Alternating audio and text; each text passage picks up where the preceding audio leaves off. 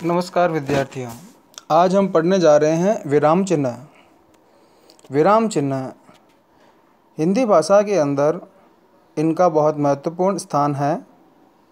वाक्यों को पढ़ते या बोलते समय प्रत्येक वाक्य के अंत में ठहरना पड़ता है। कभी कभी वाक्य लंबा होता है तो बीच में भी एक या अधिक स्थानों पर ठहरना पड़ता है। वाक्य में ठहरने के इन स्थानों को विराम कहते हैं।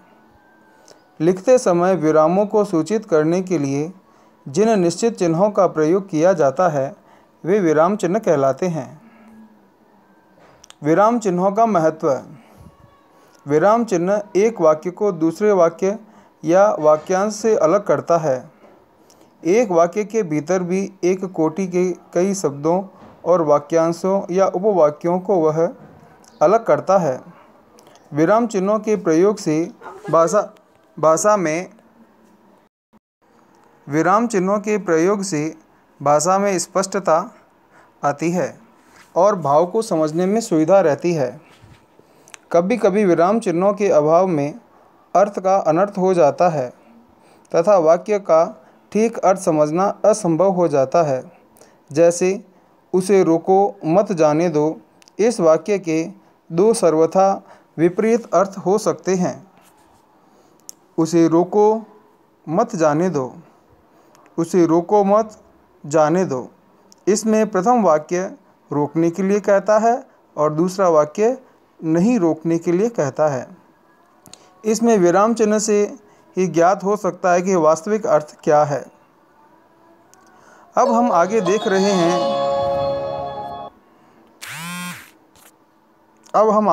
रहे हैं कि विराम चिन्हों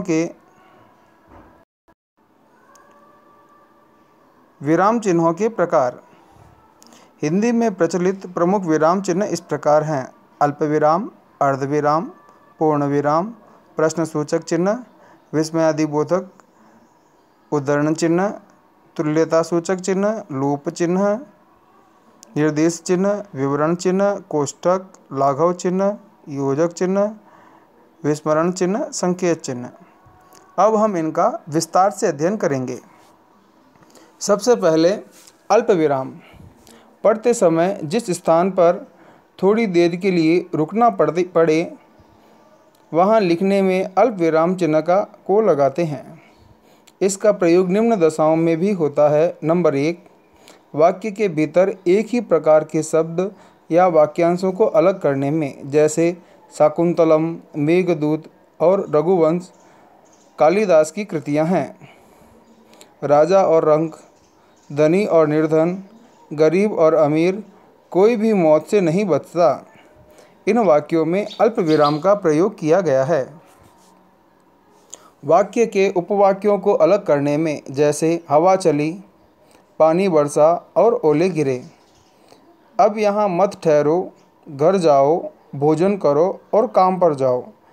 इनमें उपवाक्यों को अलग करने के लिए अल्पविराम का प्रयोग किया गया है। दो उपवाक्यों के बीच में संयोजक का प्रयोग न किया जाने पर, जैसे यही न होता लोग मुझे धिक्कार कर निकाल देते, जहाँ होता के आगे की संयोजक छुपा हुआ है। अब बिना संयोजक के कारण यहाँ पर अल्पविराम का प्रयोग हुआ है। योगेश्वर ने सोचा, अच्छा हुआ जो मैं नहीं गया। इस प्रकार यहाँ पर अल्पविराम का प्रयोग हुआ। वाक्य के मध्य में क्रिया विशेषण उपवाक्य का विशेषण आने पर, जैसे यह बात यदि सच पूछो तो मैं भूल ही गया था। इस नगर में जहाँ मेरा कोई परिचित नहीं है, मैं कैसे रहूँगा। अब आगे के हम जो विराम चिन्ह हैं उनका अध्ययन भाग 2 में करेंगे। धन्यवाद।